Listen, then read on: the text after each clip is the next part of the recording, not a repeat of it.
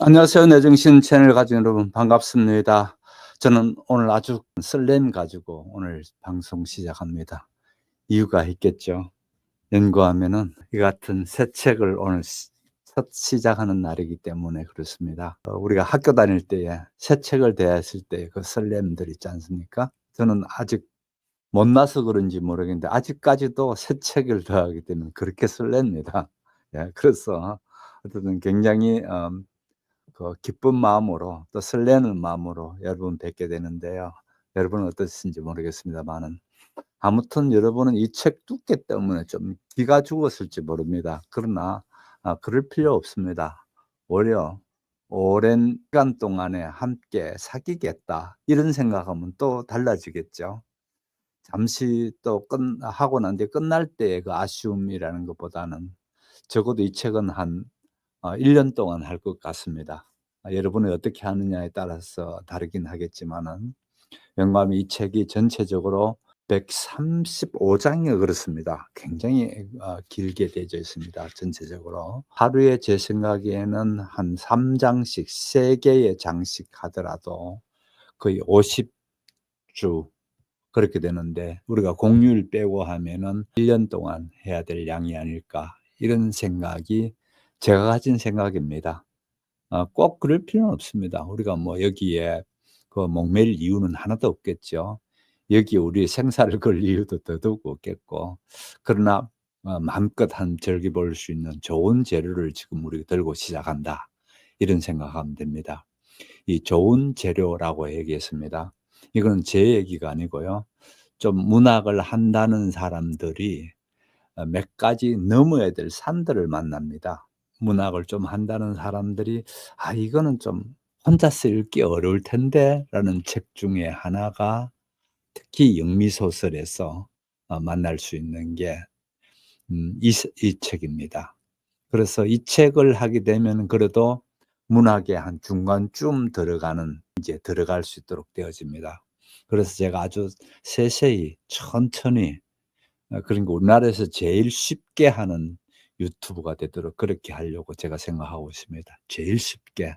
그래서 그냥 제 얘기를 같이 쭉 따라 들어오면 그냥 이 소설이 내게 들어올 수 있도록 그런 방법이 뭘까 많이 연구했습니다. 많이 고민도 했고요.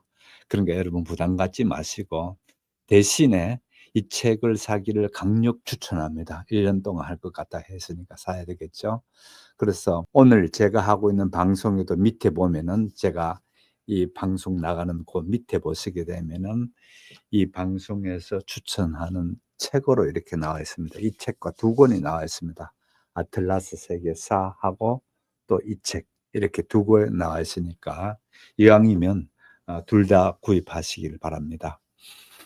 좀 경제적으로는 부담이 되겠지만은 상당히 가치가 있는 책입니다.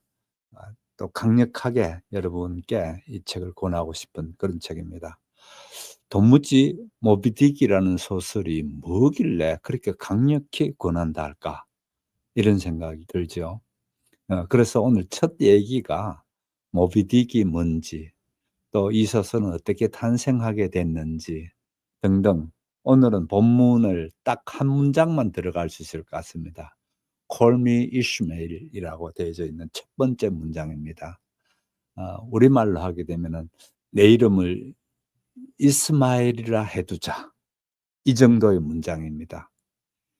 이 한 개의 문장인데 영어로 되면 더 간단한 문장이죠. 이 문장이 이 소설에서 어마어마하게 중요한 무게를 가지고 있고요. 또 첫 문장을 얘기할 때에 이게 자주자주 언급될 정도입니다. 딱 한 문장인데 이 문장이 그렇게 중요한 그런 문장입니다. 그래서 이 문장에 대한 얘기를 오늘 하루만 끝나지는 않겠죠. 앞으로 가면 계속해서 "내 이름을 이스마엘이라 해 두자." 뭐 이런 정도로 간단하게 번역했는데 이 번역도 명번역이라고 그렇게 합니다. "Call me Ishmael." 이렇게 되어 있습니다. "나를 이스마엘이라고 해라." 이게 인제 영어 본문인데 그대로 번역하면 좀 안 좋습니다. 그래서 인제 쪼끔 바꾸긴 했는데 아무튼 뭐 너무 처음부터 이런 얘기보다는 크게 봐서 이 소설이 왜 중요한가? 왜 그렇게 큰 영향을 미치는가? 여러분 모비 딕은 못 보셨더라도 스타벅스라고 많이 봤죠?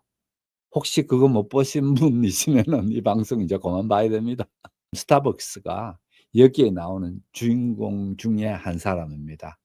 실제 주인공은 아니고요. 여기도 주인공이 누구냐라는 문제도 여전히 또 문제가 있습니다마는 그 주인공 중에 한 사람이 스타벅입니다. 몇 번, 한 3번 정도 만들어 본 겁니다. 어떻게 하면 가장 쉽게 이 소설을 첫 들어가는 소설에 그거를 만들어 낼까 고민하다가 제가 만들어 놓은 거니까요.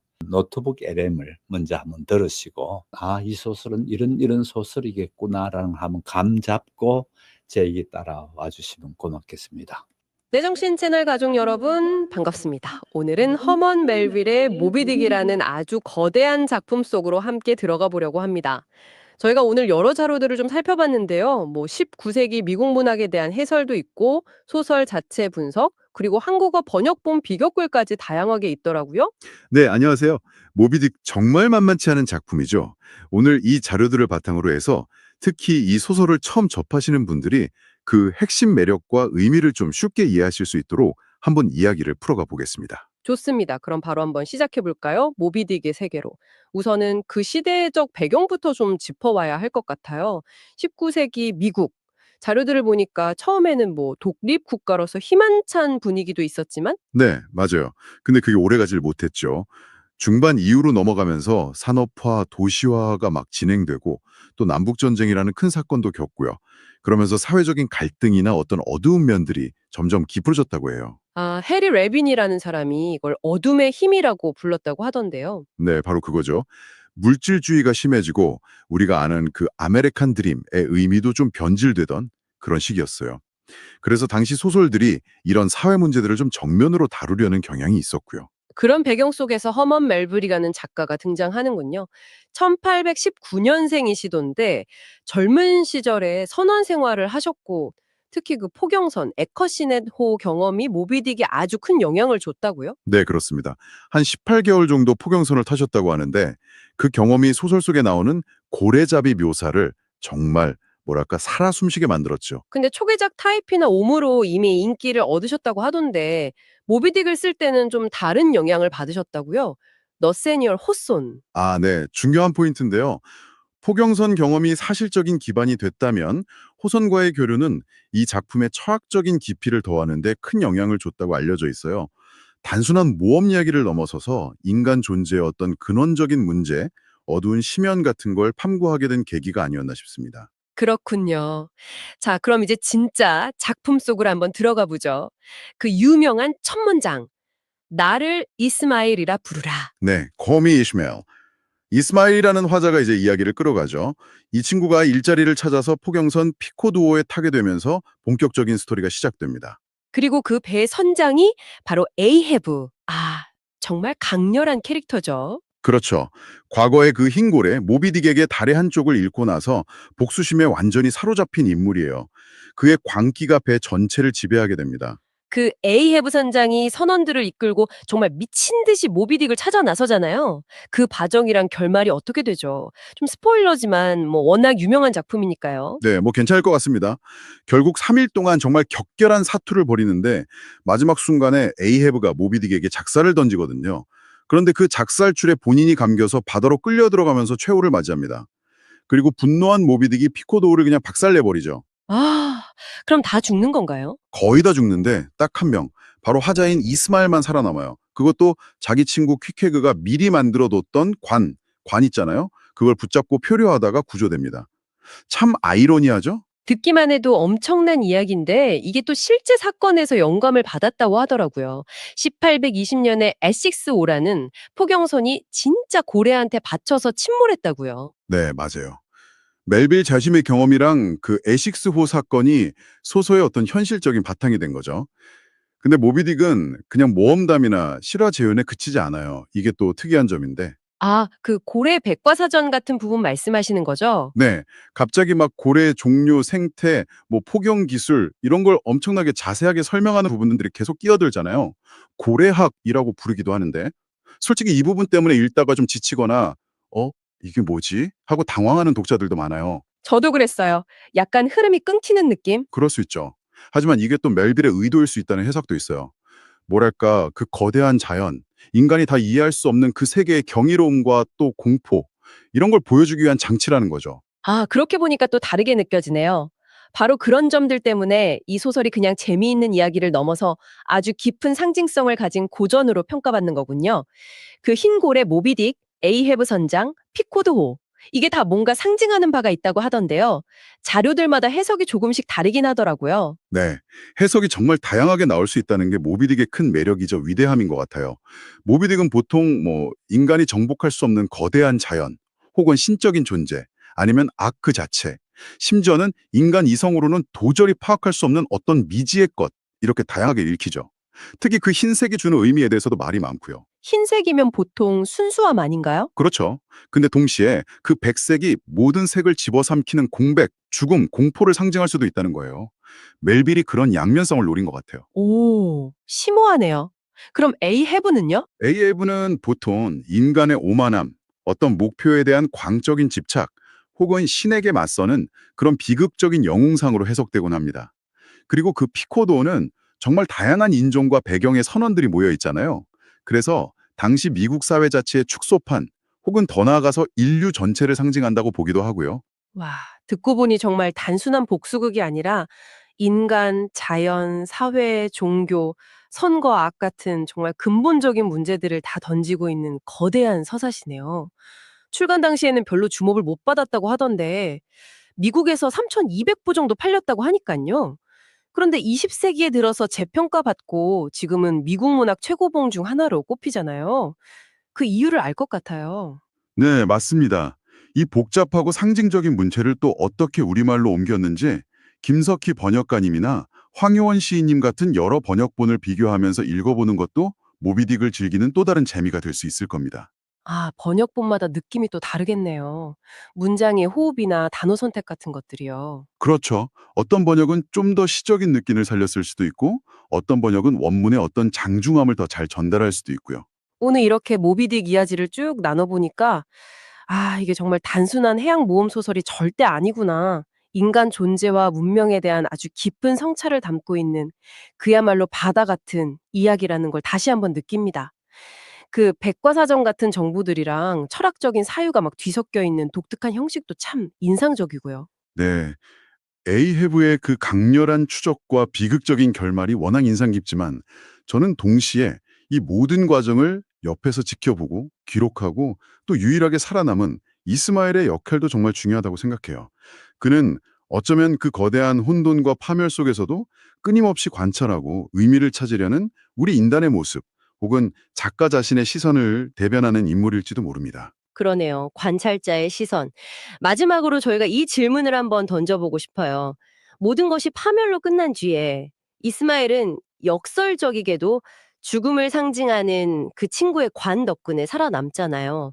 이 설정, 이게 과연 우리에게 뭘 말해주고 싶은 걸까요? 음, 의미심장한 질문이네요. 어쩌면 그 죽음과의 어떤 직면 혹은 죽음을 통해서만 역설적으로 삶의 진짜 의미나 어떤 구원의 실마리를 발견할 수 있다는 그런 이야기는 아닐까요? 이 질문을 오늘 저희 방송을 들으시는 여러분께 한번 남겨드리고 싶습니다. 네, 어떻게 좀 느낌이 왔나요? 어떻습니까? 쭉 지나가서 그러진 못할 텐데 일단은 이렇게 보시면 됩니다. 모비딕이라는 것뿐만 아니고 대부분 많은 소설들이 어디로 나가는 겁니다. 집에 가만히 있는 게 아니고 나갔다가 또 마지막에 돌아오는 얘기입니다. 물론 나갔다가 돌아올 때에 그 사람이 나갔던 사람 돌아오는데 뭔데? 연구하면은 나갔던 사람이 돌아올 때는 다른 사람이 되어서 돌아오는 경우가 대부분 소설의 그 형태거든요. 예를 들어서 일리어드 오디세이만 하더라도 한번 보세요.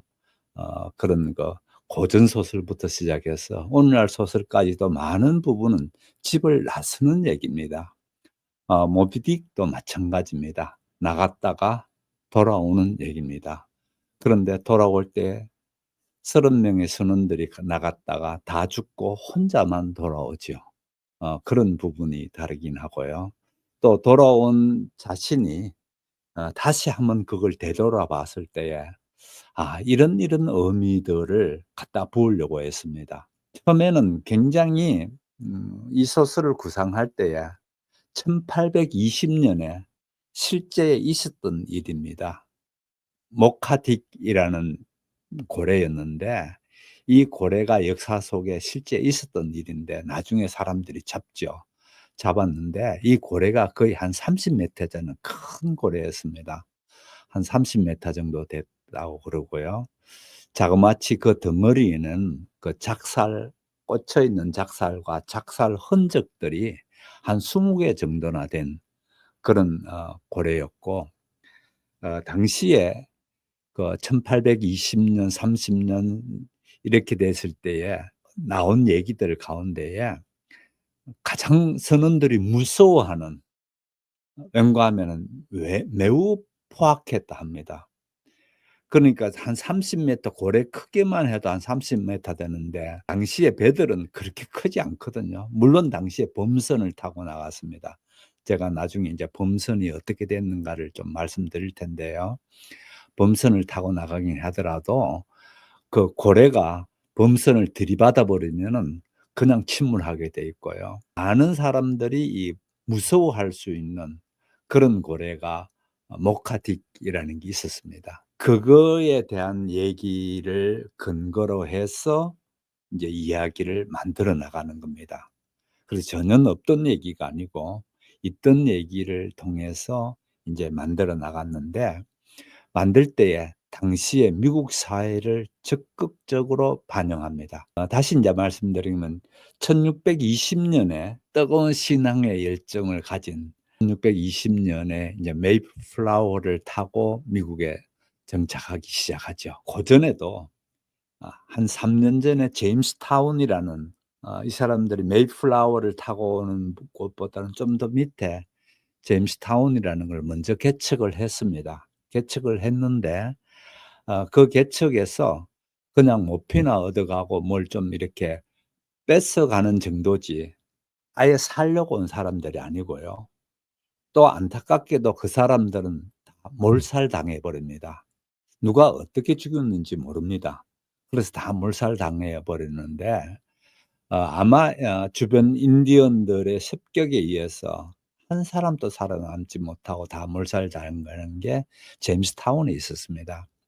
거기에 비해서 이 조금 북쪽에 도착한 메이플라워를 타고 간 사람들은 1620년부터 주변의 인디언들의 도움도 받으면서 인디언하고 사이좋게 잘 첫 출발하게 됩니다.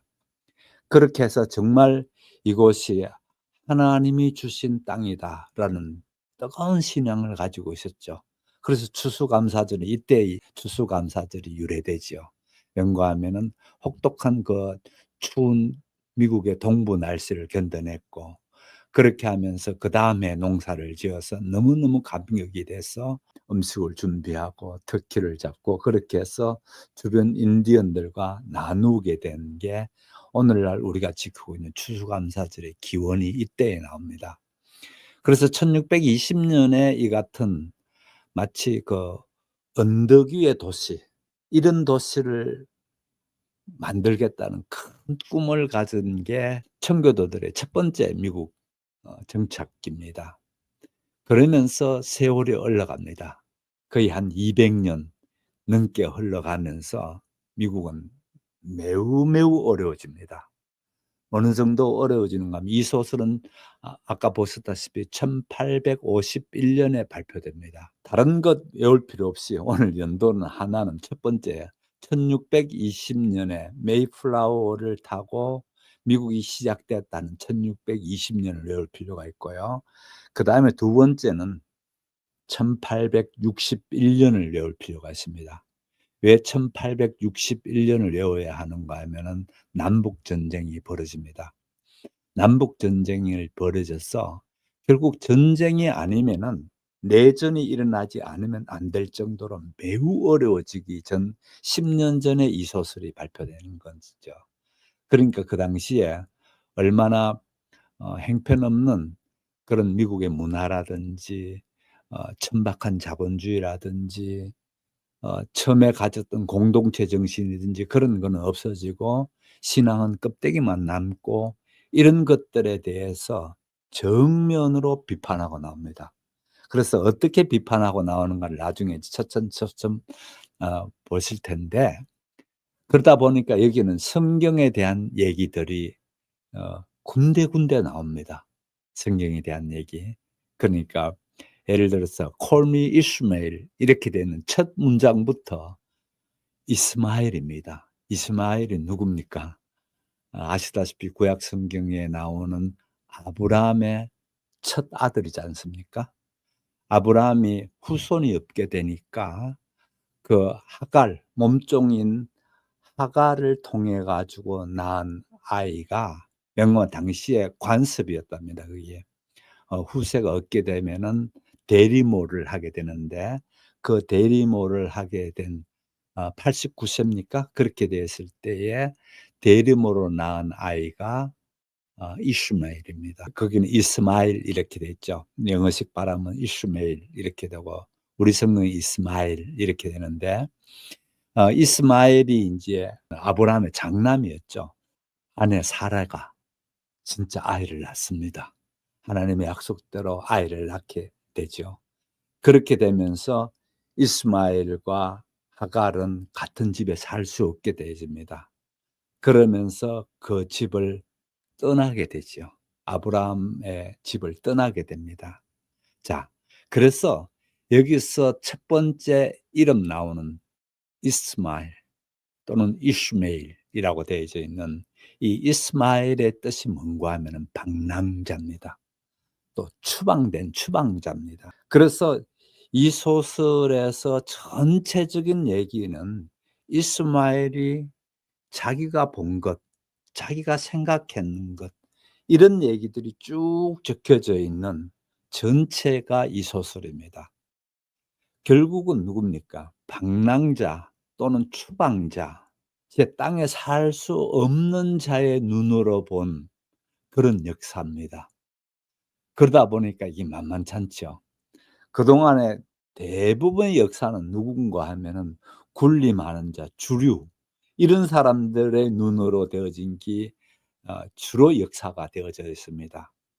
거기에 비해서 여기에 와서 Call me Ishmael 이렇게 하면서 나는 이스마엘이다. 내 이름은 이스마엘이다. 이걸로 시작되어지는데 상당히 의미 있는 얘기입니다.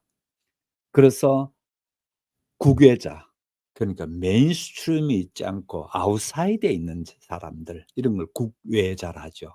국외자의 입장에서 역사를 보고 세상을 보고 그렇게 되는 입장이고요. 또 그다음에 여기에서 첫 문장에 나라는 것, 나라는 게 첫 문장에 등장합니다.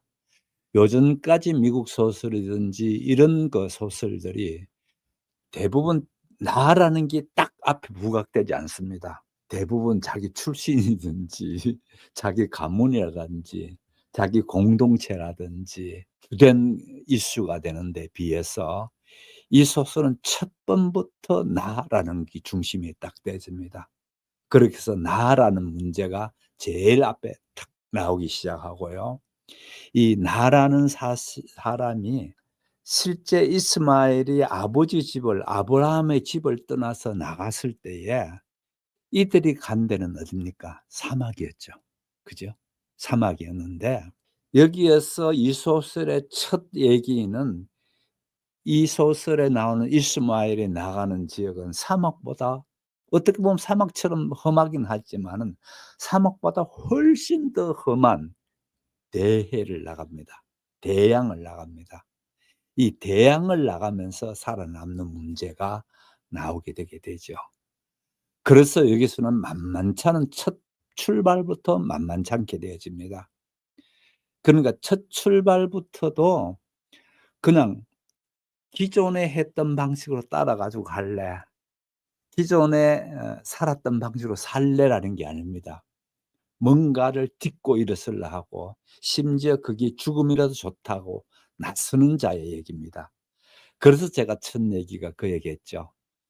많은 소설들은 집을 나서는 얘기로 되어지고 결국은 집에 돌아오는 얘기입니다. 이 얘기했는데 마찬가지로 이 소설도 마지막에는 돌아오긴 하는데 이스마일 이 사람 한 사람만 돌아오고 나머지 30명에서는 선원이 전부 다 30명이 갔더라거든요.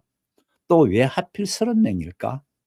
왠가하면 당시에 미국의 주가 30개 주였습니다. 그래서 이 소설에서 30명으로 맞춘 것도 다 의미가 있습니다. 그러면은 미국의 주가 30개 있었으면은 여기에 가는 사람들은 100인만 있을까요? 당연히 아니죠. 당연히 아니고 흑인 또 있고 심지어 중국인도 있고 다양한 인종들로 구성되어져 있는 30명의 얘기들입니다. 그렇게 되어져 있는 이것도 상당히 보면은 첫 출발부터 만만찮죠. 여기서 뭐를 상징하고 있나를 제가 지금 계속 얘기하고 있습니다. 30명 탔는 것도 미국의 30개의 주를 얘기하고 있다.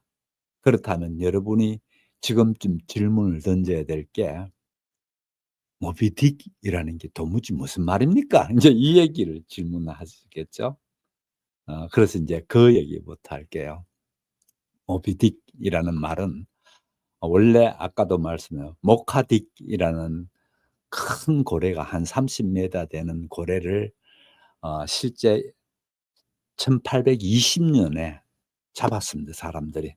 잡았는 그 역사를 가지고 이제 그 역사를 배경으로 해서 이 소설을 쓰기는 했는데 아무튼 이 모비딕 또는 모카딕 이런 얘기가 붙는 딕이 뭔가 이건데 사실은 그래서 이 딕이라는 거를 번역하기 좀 난처하다 할까요? 그러니까 우리나라에서는 번역할 때 백경이라고 그렇게 번역을 했습니다. 그래서 그동안 백경 그렇게 번역했고 또 그다음에 거경이라고도 번역했습니다. 큰 고래다. 이렇게 해서 30m나 되는 고래니까 큰 고래를 할 수가 있죠. 그러나 백경도 그렇고 거경도 그렇고 이 소설의 전체적인 거를 오해하기 딱 쉬운 그런 제목들입니다. 제일 좋은 제목은 모비딕이라는 걸 그대로 하는 게 좋다. 이래서 지금은 우리가 모비딕 그대로 쓰고 있습니다. 그래서 첫 번째 모비라는 건 크다는 뜻입니다. 크다는 뜻. 그렇게 해서 이제 모비는 문제 안 돼. 뒤편에 딕이 문제입니다. 그대로 얘기하게 되면 남자들의 거식입니다.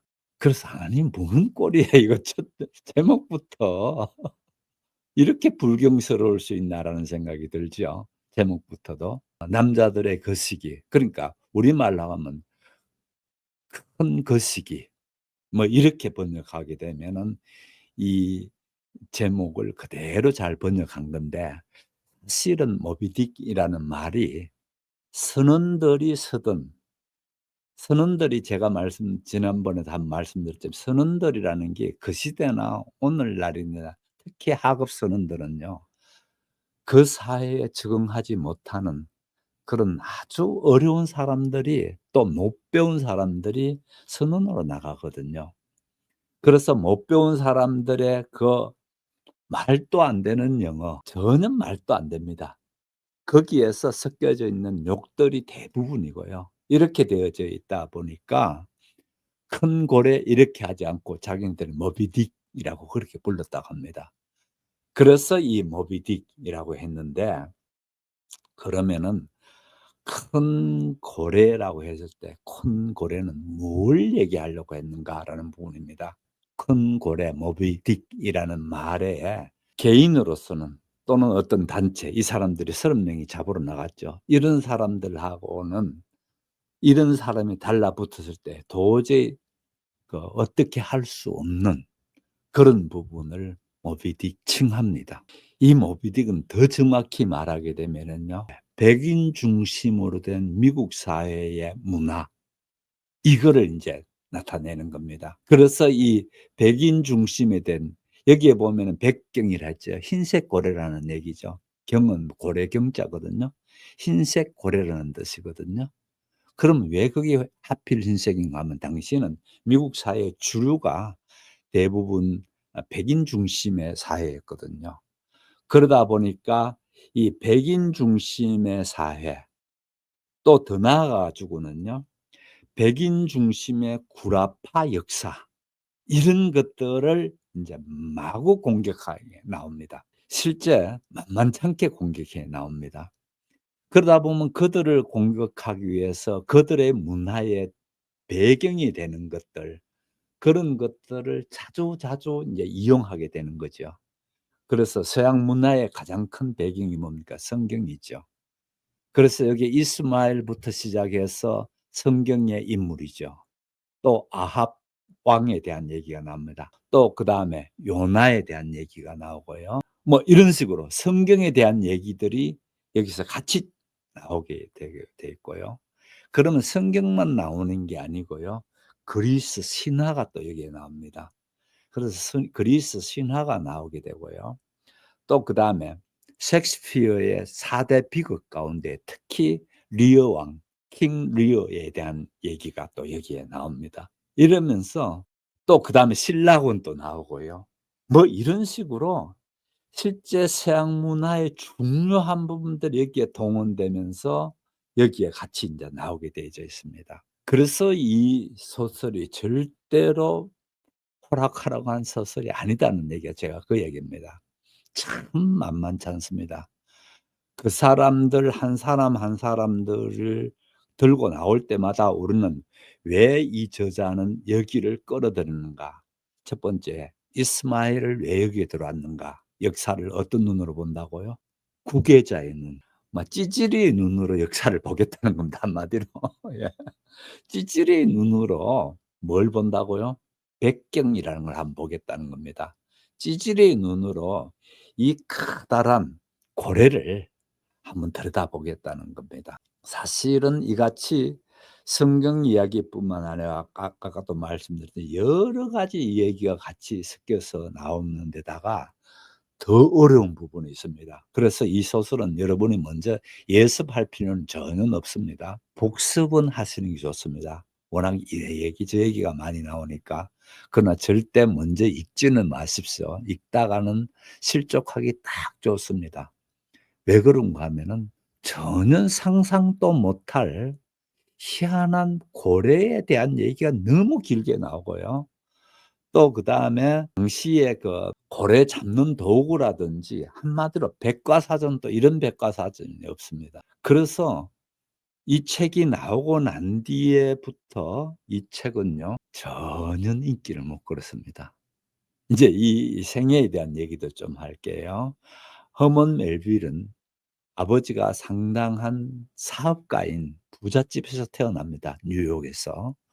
그렇게 인제 부잣집에서 태어나긴 했는데 곧 이어서 아버지가 일찍이 어릴 때에 아버지가 돌아가십니다. 그럼 당시에는 보험 제도도 없고 이러다 보니까 아버지가 그렇게 일찍 돌아가시게 되니까 집안이 매우 어려워집니다. 그렇게 해서 제대로 학교를 다니는 것보다 집안에서 먹고 사는 문제가 더 큰 문제였습니다. 그래서 일찌감치 현장에서 돈 버는 일을 해야 됩니다. 은행에 뭐 물 떠다 나르고 하는 소사 일을 한다든지 학교에 가서 무슨 뭐 교사 일 그럼 학교에 보면 가르치는 교사 말고 뭐 애들 학습 도구 챙기고 하는 그런 일을 한다든지 뭐 등등 계속 일을 하면서 실제 20 세에 포경선을 탑니다. 당시에 인제 이 같은 배를 타는 얘기를 좀 해야 될 것 같은데요. 왠가하면은 오늘날처럼 그렇게 안전하지는 못합니다. 많은 사람이 배를 타고 나가서 죽습니다. 죽는 데다가 더 큰 문제는 이 포경이 더 위험합니다. 인제 그 더 위험한 얘기를 제가 좀 할게요. 일단 여러분 생각에 이런 생각이 들겠죠. '아니 그 위험한 고래를 왜 기어코 잡으려 그래?' 이런 생각이 들죠. 당시엔 이유가 있습니다. 왜 그런가 하면은 1830년, 1840년 이 소설이 1851년에 나왔다 했습니다. 그죠? 이때까지만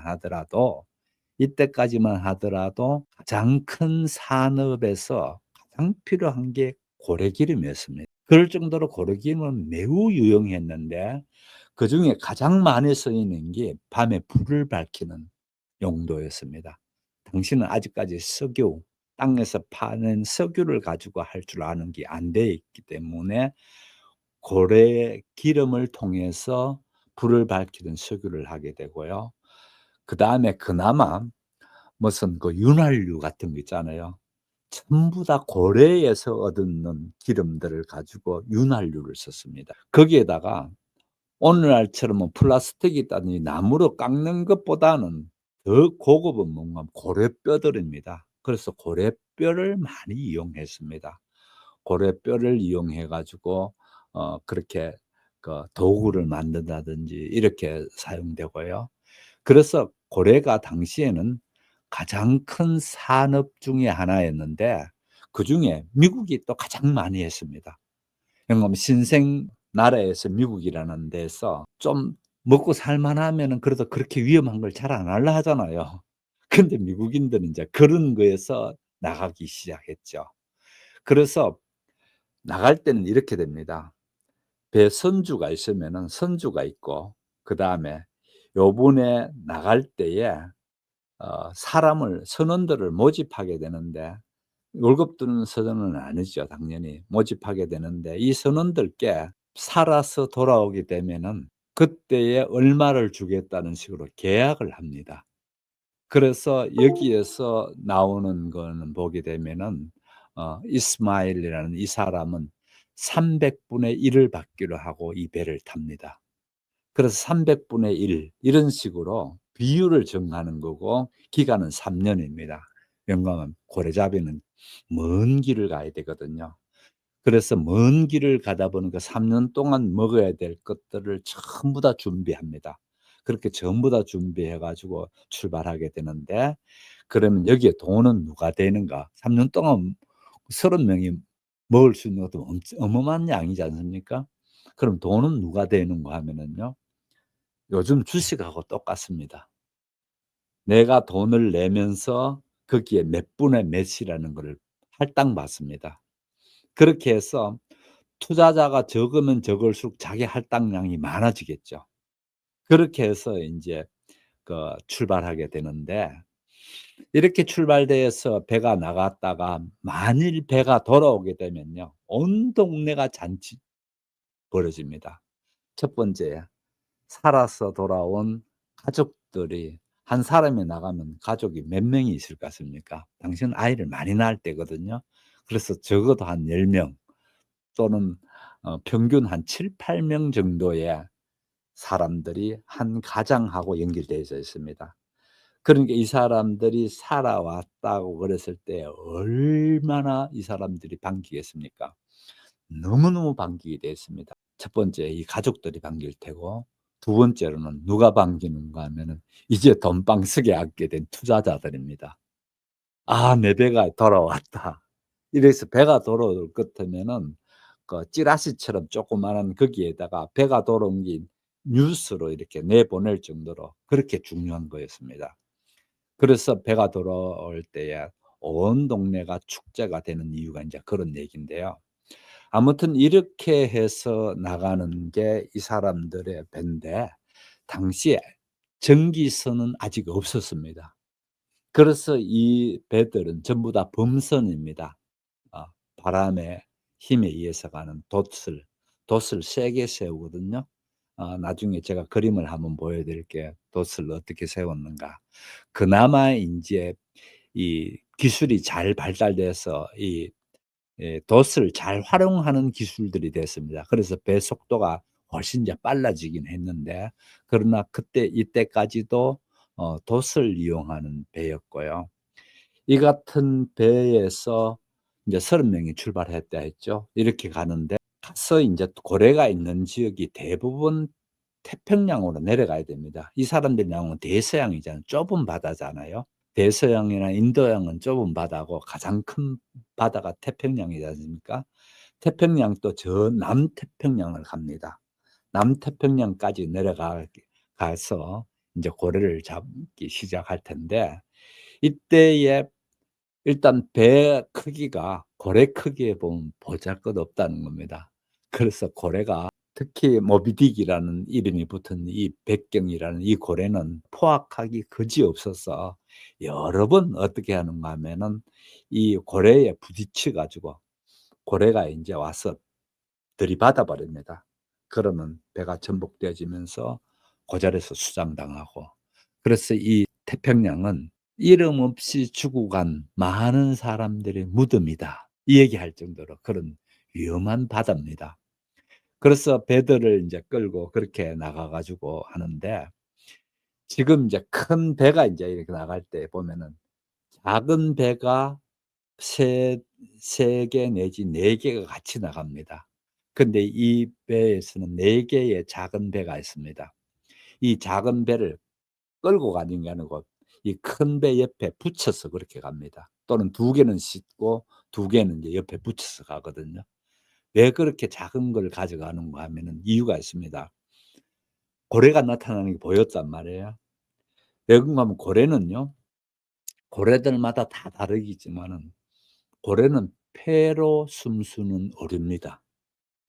그래서 고래는 사람처럼 폐로 호흡한다고요. 그다음에 고래는 포유동물이죠. 사람처럼 새끼를 젖으로 먹여서 하는 포유동물입니다.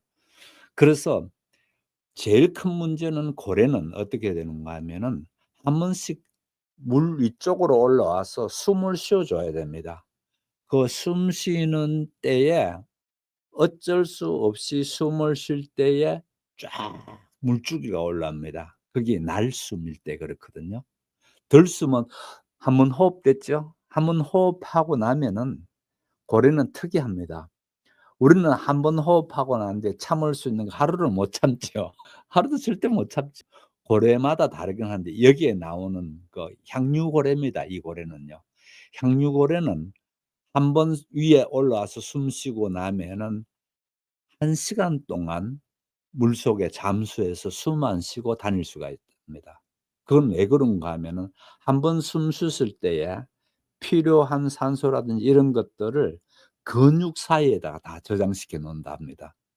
그래서 우리처럼 금방금방 자주 숨 쉴 필요는 없습니다마는 1 시간에 한 번 정도는 올라와 가지고 숨을 쉬어 줘야 됩니다. 그러면은 쫙 물줄기가 올라가거든요. 여기에 있는 향유고래는 물줄기가 하나로 올라오는 그런 거고요. 고래의 종류에 따라서는 2 개가 이렇게 올라오는 경우도 있고 이러는데 어쨌든 하나의 물줄기가 쫙 올라옵니다. 그러면 멀리서도 보게 되면은 고래를 쉽게 구분할 수가 물줄기가 쫙 올라오니까요. 그러면 잽싸게 작은 배를 옆에다 내립니다. 그러면 큰 배는 속도가 느리거든요. 작은 배는 길쭉하게 돼서 3 사람이 탑니다. 제일 첫 번째에 타는 게 누군가 하면 작살잡이가 답니다. 작살. 알죠? 고래를 던지는 작살입니다. 요즘처럼 뭐 저걸 하는 게 아니고 뭡니까 대포처럼 쏘는 게 아니고요. 당신은 집어 던지는 겁니다. 이 작살잡이가 있고 또 그다음에 항해사 1등 항해사, 2등 항해사, 3등 항해사 이게 이렇게 인제 3 명의 항해사들이 있는데요. 이 항해사들이 하나 타고 또 그다음에 노젓는 녀석이 탑니다. 그래서 3 사람이 타고 인제 고래가 있는 쪽으로 막 달려갑니다. 달려가서 이 작살잡이가 고래를 향해서 그 작살을 집어 던집니다. 집어 던졌을 때에 고래가 탁 맞고 나 죽어서 가만히 있을 것 같습니까? 그때부터 작살을 맞게 되면 고래가 마구 전속력으로 도망가다든지 또 안 그러면 어떤 고래는 깊숙이 들어가 버립니다, 바닷속에. 그러면은 물론 작살에 달리는 밧줄이 긴 밧줄이 있거든요. 이 밧줄이 한도가 있는 거지 무한적으로는 될 수가 없지 않습니까? 이 밧줄이 계속 막 돌아가면서 작살에 따라서 풀리게 돼 있습니다. 다 풀리고 나면은 고래가 깊숙이 들어가면 같이 배도 깊숙이 바닷속으로 들어갈 수밖에 없고 꼼짝없이 다 죽습니다. 예, 이런 식으로 굉장히 위험한 겁니다. 그 작살 그걸 타는 게. 아무튼 이렇게 되어지는 게 포경이었는데 이런 포경배를 타는 게 이 저자가 20살 때 이 배를 탑니다. 그래서 이 배를 타면서 18개월 동안 배를 타는데 왜 18개월인가 하면은 남태평양 섬에 하이티라는 섬에서 실제 자기가 타고 간 그 배에서 도망 나옵니다. 도망 나와서 그 식인종들로 사는 그 마을에 가서 목숨을 부지하게 되고요. 그 식인종들하고 같이 살기도 하고 당연히 말도 안 되죠. 말도 안 되는데 어떻게 잘 웃음을 지었는지 죽지는 않고 식인종께 죽지는 않고 다시 어떤 지나가는 배를 타고 미국으로 돌아오는 그 경험이 있습니다.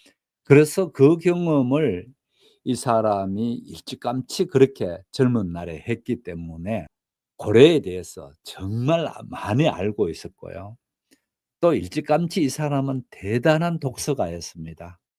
그래서 어마어마하게 특히 뭘 많이 읽거든 셰익스피어를 많이 읽었습니다. 나다니엘 호손이라는 미국의 유명한 작가가 있습니다. 그 작가를 무척이나 존경했습니다. 예를 들어서 좋은 글씨 여러분 너무 잘 알죠? 그런 걸 쓰신 분인데 이 작가를 무척이나 전공해서 자기가 쓴 책 가운데에 나다니엘 호손께 정정한다라는 그럴 정도로 매우 존경하는 작가가 나다니엘 호손이었고요. 이 책을 쓸 때에도 처음에는 철학적이고 어떤 상징적인 걸 깊이가 얕았습니다. 그런데 1850년에 나다니엘 호손이 이 원고를 보고 또 조언을 해 줍니다.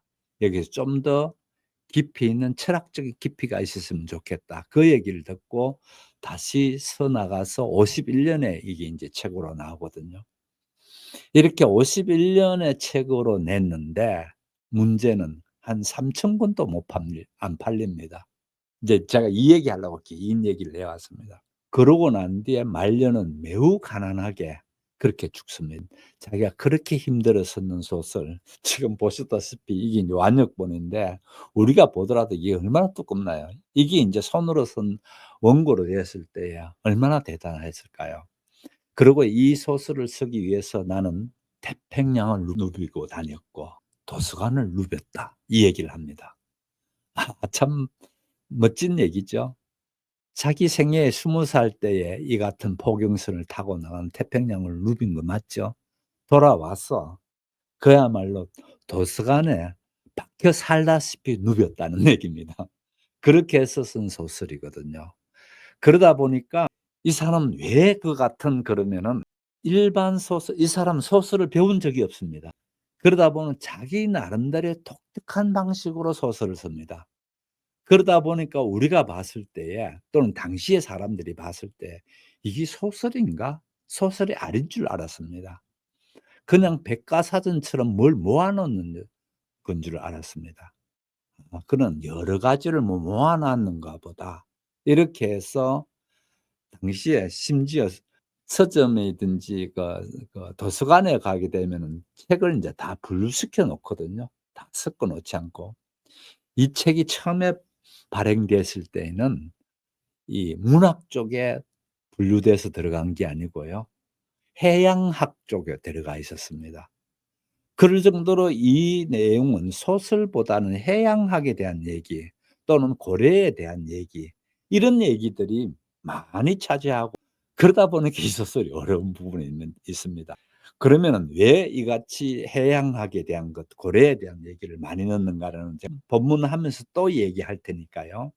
그래서 전혀 인정을 못 받고 있다가 이 사람이 죽고 난 뒤에 차츰차츰 이 소설이 얼마나 대단한 소설인가가 인제 드러나기 시작합니다. 그래 문인들이 나서서 이 소설은 어떤 의미가 있다, 어떤 의미가 있다 하면서 인제 제대로 인제 이 사람들이 눈이 뜨이니까 그런 걸 발표하게 되면서 미국의 대표적인 소설입니다. 미국 소설의 특징입니다. 예를 들어 지난번에 했던 그 허클베리 핀이 미국의 셰익스피어라 했다면은 이 사람이 썼는 이 책이야말로 가장 미국적인 소설입니다. 다른 대부분의 문학이든지 대부분의 역사는 누굽니까? 권력 지인자의 손, 또 안 그러면은 주류의 얘기, 이런 걸로 되어져 있다는, 여기는 아까도 말씀드렸다시피 추방자의 눈으로 본 미국 사회를 그냥 가만두지 않습니다. 그냥 형편없이 까고 있습니다. 그들의 가식과 그들의 천박한 자부주의 생각, 또 그들이 가지게 되는, 참 이 영화도 나왔다 했지 않습니까? 영화도 나왔고 뭐 뮤지컬도 나왔고 뭐 여러 가지 형태로, 특히 요즘 애들이 쓰는 게임으로 잘 나와 있습니다. 저는 게임을 하지 않아서 얘기만 그렇게 들었습니다. 게임으로 나와 있고 이럴 정도로 여러 가지 형태로 나와져 있는데, 여러 가지 나와 있는 이런 거가 되는 게 뭔가 하면은 이 시대를 내다보는 대단한 힘이 여기에 있습니다. 제가 이제 이 얘기 하려 합니다. 여러분과 제가 이제부터 지금까지 봤던 요런 정도의 세상을 보는 눈을 가졌다면, 이걸 한 단계 탁 올려 가지고 넓게 볼 수 있는 눈을 이 소설 가운데를 쭉 해 나가면서 제가 인제 구체적으로 드러 나가면서 얘기를 해 드릴 겁니다. 그러면은 지금까지의 소설, 지금까지의 우리가 노인과 바다라든지 또 허클베리 핀의 모험이든지 톰 소여의 모험이든지 이런 얘기를 제가 그동안에 쭉 해 왔습니다. 차원이 달라도 보통 다른 게 아닙니다. 여기는요, 첫 번째 문명과, 그러면 문명하다는 게 뭔가라는 거고, 야만이라는 거는 뭔가라는 부분입니다. 언뜻 생각하면 문명은 문명된 거고 좋은 거고 야만은 못 쓰는 거 아니에요? 아니에요. 여기에서는 첫 얘기부터 대표적으로 이 당시 청교도들이 가졌던 허례허식, 또 청교도들이 가졌던 위선, 이런 걸 정면으로 공격하고 나옵니다. 정면으로. 그 공격하는 사람들이 누구를 통해서 하는가 하면 야만인을, 그 식인종의 눈으로 봤을 때에 이들만큼 얼마나 인간적이고 이들이 얼마나 이 현대 우리가 갖고 있는 문명이라는 거를 그들 앞에는 보잘것없는가를 그대로 나타내고 있습니다. 당장 인제 다음 주부터 인제 식인종하고 친구가 되는 얘기가 나옵니다. 아니 식인종하고 친구가 됐다니 섬뜩하죠. 그래서 소설 첫 얘기가 인제 그걸로 시작되어집니다.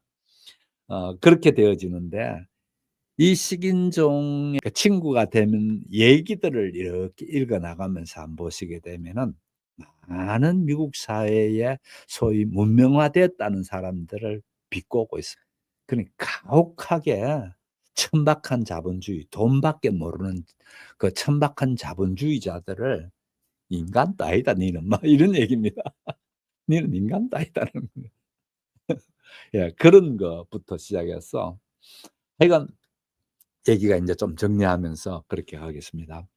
자, 우리가 봤던 이 오늘 첫 시작하는 부분이긴 한데, 이 모비 딕이라는 거는 일단 제목부터도 참 희한합니다. 굉장히 천박하죠, 제목이. 그죠? 한마디로. 그런데 여기도 이 모비 딕이라는 제목을 쓰는 이유도 보면은 뭔가를 암시하는 부분이 한두 가지가 아닙니다. 많은 부분을 암시하고 있습니다.